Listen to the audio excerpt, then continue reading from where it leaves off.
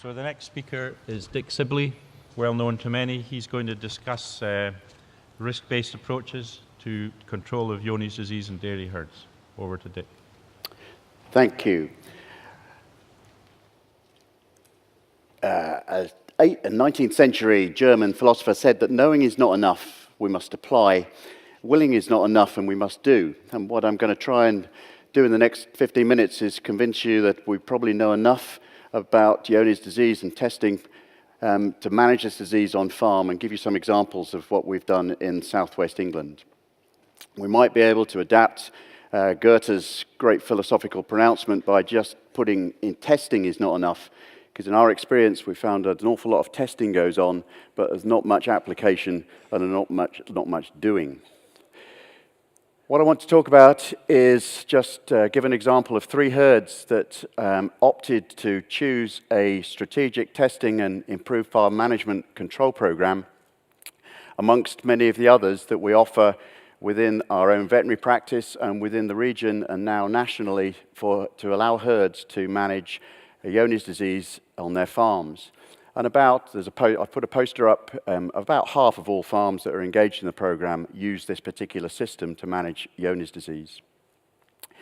Just to remind you, the principles of control by strategic testing, improved farm management, is to use ELISA's testing to identify those animals that are not only infected but infectious, then to prevent transmission from those infectious animals to susceptible ones, mostly through cow-to-calf transmission, and then control the new infection rate whilst infected animals are culled over a period of time, and that effectively reduces the infective load within the herd and the number of infected animals, and eventually drives the disease out.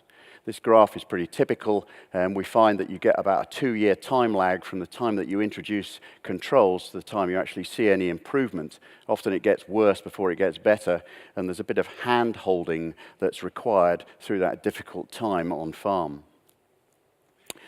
We tend to pick or opt for, or allow farmers to opt for this particular control strategy when they've got a moderate prevalence already existent in the herd.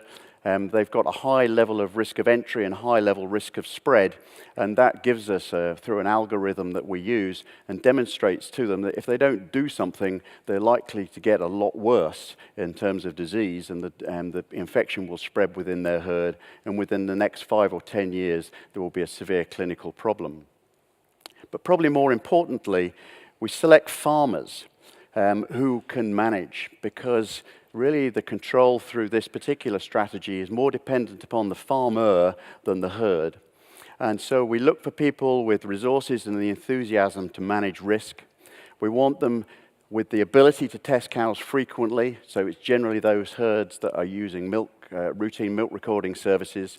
And the farmer has to have the aspiration, and we use what we call an aspiration hierarchy to enable them to decide, well, where do you want to be in 5 to 10 years?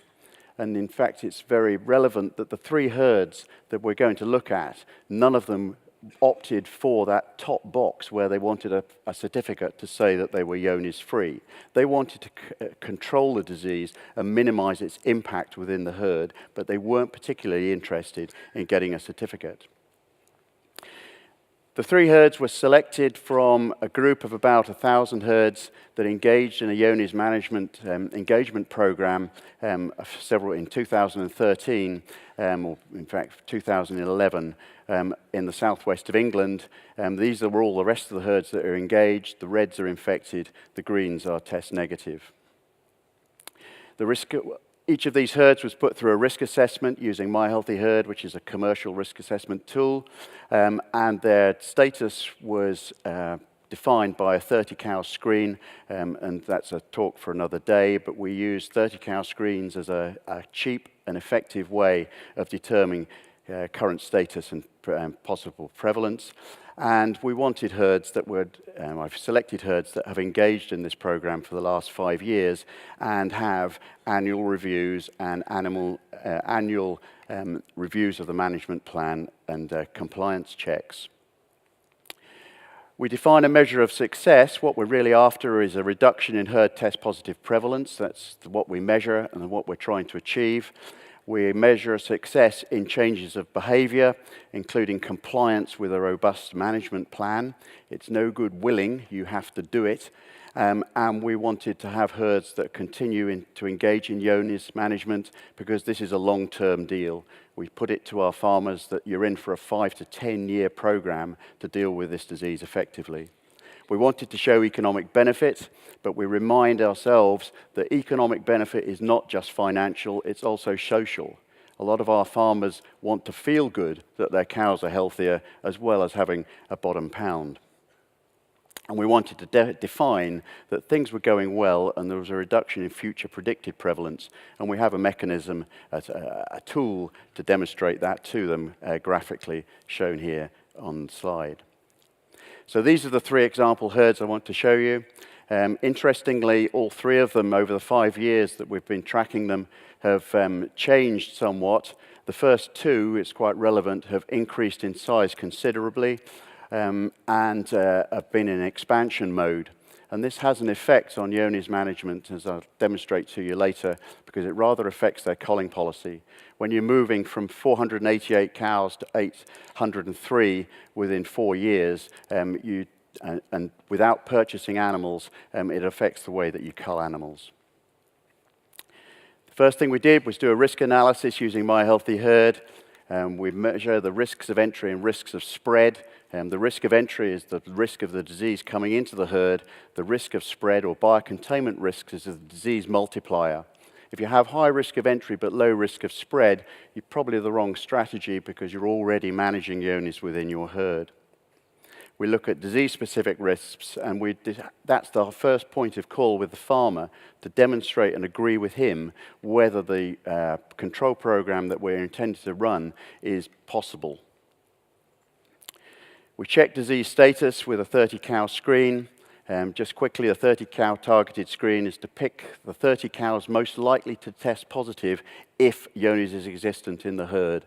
And we've now got good data to show that this is a very sensitive way and cheap way of defining herd status.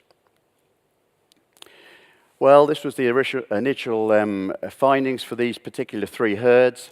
The first herd is a large herd, but had low risk of entry. But have very high risk of spread. Its test prevalence, when we did the first whole herd screen, was 14%, which was a mean estimated prevalence of around 49% of the herd being infected. Farm 2, as you can see, lower test prevalence, lower infected prevalence, and Farm 3, much lower again, but all of them had high risks of spread, and so predicted future prevalence was extremely high. This is the current state of their risks. So we review risk each year, and you can see that the center herd has rather disappointingly not made a huge amount of progress. And it varies from year to year, and this particular assessment is extremely dependent upon who's working there at the time. This is what's happened. All 3 herds have improved.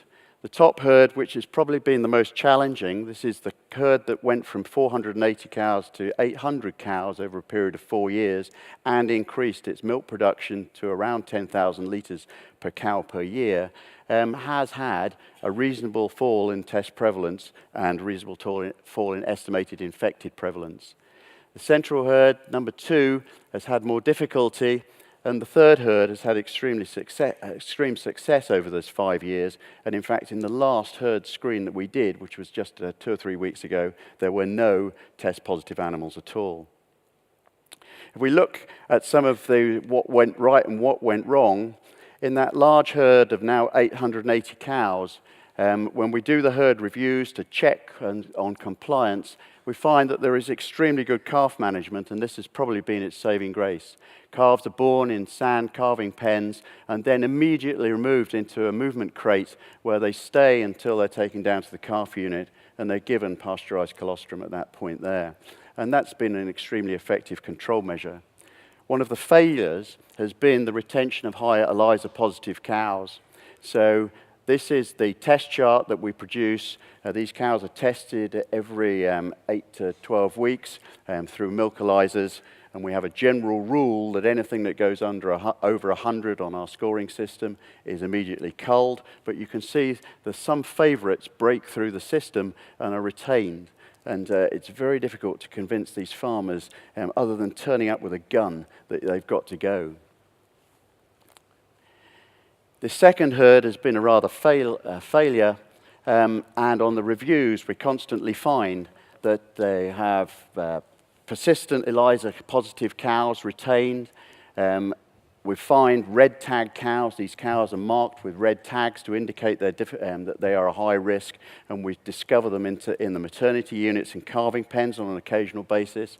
The pasteurizer breaks down, and all these errors are directly proportional to the number and the quality of staff working there. This farm has a severe difficulty with staff retention, and each time new people come, we have to re-educate them and re-enthuse them in Johne's management. And sometimes they're not as enthusiastic as we are. I quickly move on to the third one, which has been our biggest success. And it's relevant that this is a smaller farm, a family farm, with total commitment to the cause. They're a motivated family, they like what they do, they have pride in the herd, and although they started with a relatively low test prevalence, they really want to make moves. They're also engaged in lots of other disease control programs and are doing extremely well. And they're the sort of people that when you ask them to do something, they'll have a discussion and then they'll do it. And the compliance is probably the most relevant feature. So, well, problems ahead. One of our other issues is we want to have a lower predicted future prevalence, and we watch that by looking for test positives in first lactation heifers. And sure enough, our bottom herd has had a bit of a cock-up somewhere where we've suddenly found 12% of the first lactation heifers are testing positive, and there's been some error in the in the control program probably 2 or 3 years ago, and we need to deal with that. I just finally want to put up, and Professor Collins mentioned about the costs. It's interesting that of all the farms in our practice that have engaged in Johne's management, none of them have pulled out through cost, and we're quite enthused by that. This is the sort of level of cost that we're dealing with. These are large herds producing a lot of milk, and so the costs are diluted by the milk price. So most of our farms will measure costs on a per litre basis, and you can see that actually the costs are low. And at each review, we ask them, where do you see the benefits? And often those benefits are not just in Johne's disease. If you clean the place up, suddenly you find that your calves don't scour so much. And in fact, your cows getting better in calf, and there is a lot of spin-off benefits. So that's final, and thank you very much for the invitation to come here and speak to you in this very short time, and to those farmers that have been involved and volunteered the data for use in this study. Thank you. Thank you, Dick. There's time for a couple of questions. Dick, could you give us some idea, though, how are you keeping momentum up among your farmers? You're finding it okay to keep farmers stepping up? Yes, indeed, because they see, as long as we can keep demonstrating benefit, the most difficult time is the first 2 years on this particular type of program, where things often get worse before they get better. But we use that as a positive to indicate, well, if we hadn't done something, they would have got a lot worse. So we demonstrate that our predicted future prevalence is actually what is going to happen. And then we have to hold their hands for those first 2 years, and then they see it come down and they get more enthused. I think there's a question here from Dermot. Dermot Sparrow, Moss Vet.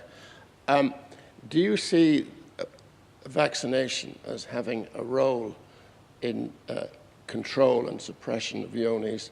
And if you were to vaccinate, would it produce difficulties in your testing regime?